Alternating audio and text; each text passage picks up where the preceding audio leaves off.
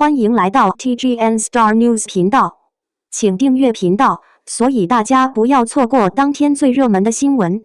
我们今天的时事通讯包括以下内容：2026年4月初，围绕王鹤棣的一起隐私权维权案件持续发酵。从一段偷拍视频、27分钟的录音内容，到如今索赔50万元的法律诉求。这起案件不仅成为娱乐圈私生问题的又一典型样本，也将追星边界与隐私保护的社会议题推向舆论中心。时间回到2025年8月25日，微博用户文艺女青 Yuki 在新疆某酒店房间门口使用设备对房间内的对话进行偷录，时长达27分钟。随后，该用户将录音内容进行剪辑，并在微博、小红书等平台发布。录音中涉及在一起10年等高度敏感的私人信息，一经传播，迅速引爆网络舆论。多个相关话题如王鹤棣录音、曝王鹤棣和神秘女友吵架相继登上热搜榜，短时间内阅读量破亿。面对舆情发酵，王鹤棣工作室于4日发布声明，明确指出偷拍视频与录音行为已严重侵犯艺人隐私权，并表示已第一时间收集证据，移交司法机关处理。这一表态也成为近年来内娱针对私生行为最为强硬的回应之一。2026年3月31日，案件迎来关键进展，涉事用户收到法院传票，案由为隐私权、个人信息保护纠纷。根据起诉状内容，王鹤棣方面提出总计50万元的赔偿请求，包括精神损害赔偿30万元，经济损失14万元，律师费用6万元。这一金额迅速成为舆论焦点。4月1日，涉事用户发布长文回应，否认主观恶意，称录音时并不确定房间内是王鹤棣，并质疑赔偿金额远高于常规标准。其文中提及，一般精神损害赔偿多在10万元以内，除非极端情况，试图以此证明索赔明显偏高。同时，该用户还对艺人私生活进行影射，暗示其未澄清恋情，引发更大争议。针对该事件，多位法律人士给出了明确解读。首先，从空间属性来看，酒店房间门口虽属公共走廊，但在司法实践中，常被视为私密空间的延伸区域。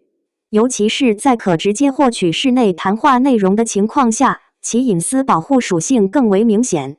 其次，从行为性质来看，未经允许录音，构成对隐私权的侵犯；剪辑并传播，加重侵权后果；引导舆论误解，可能涉及名誉权侵害。有律师指出，若情节严重、传播范围广、主观恶意明显，甚至可能触及刑事责任。关于50万元是否过高的争议，成为本案最大焦点之一。支持方观点认为，侵权行为持续时间长27分钟完整录音，涉及高度隐私内容，传播范围广，造成严重舆论影响，对艺人商业价值与公众形象造成潜在损失。因此，50万元不仅是赔偿，更具惩罚性与警示性。反对方则认为，国内类似案件精神赔偿普遍较低，50万元可能超出一般司法裁量区间，存在维权变相维稳舆论的嫌疑。法律人士回应称，赔偿金额并非固定标准，而是综合考虑侵权情节、损害后果、侵权人主观恶意及经济能力等因素。换言之，这一金额最终是否成立，仍需法院审理裁定。随着案件持续发酵，网络舆论迅速分化，形成鲜明对立。一、支持维权派。大量网友明确支持王鹤棣维权，认为这不是粉丝行为，这是违法行为。偷拍偷录已经越线，必须付出代价。如果不严惩，以后只会更猖狂。双引号。还有网友指出，此类案件具有行业标杆意义。终于有人把私生问题告上法庭，这是好事。50万不算多，是给整个圈子敲警钟。双引号。二、质疑赔偿派。也有部分声音对金额提出质疑。精神损失30万确实偏高，是不是借机炒作维权？普通人一辈子都赔不起。双引号，甚至有人对艺人动机提出猜测，为什么不第一时间澄清内容？是不是默认了某些说法？双引号，但这些言论也迅速遭到反驳。是否澄清是个人选择，和被侵权无关。违法行为不能因为粉丝身份就被原谅。双引号。3. 中立理性派，还有一部分网友持相对理性态度，支持维权，但也希望法院依法裁量。金额多少不是重点，关键是判例意义。希望借此完善隐私保护机制。双引号。事实上，私生行为早已成为娱乐行业长期存在的问题。所谓私生，通常指通过跟踪、偷拍、窃听等非法方式获取艺人私生活信息的群体。这类行为往往打着粉丝的名义，却严重侵犯他人合法权益。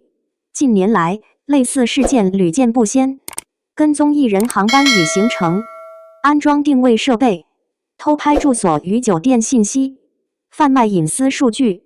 这些行为不仅违法，还可能对艺人及其周边人员造成安全威胁。值得注意的是，在本案中，王鹤棣方面明确表示拒绝和解，坚持追究法律责任，并要求对方公开道歉。早在2025年8月事件发生后，其工作室就已强调，对任何侵犯艺人合法权益的不法行为，绝不姑息。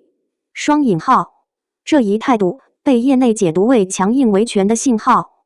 有业内人士指出，过去许多类似事件以私下和解收场，导致违法成本过低，变相纵容私生行为。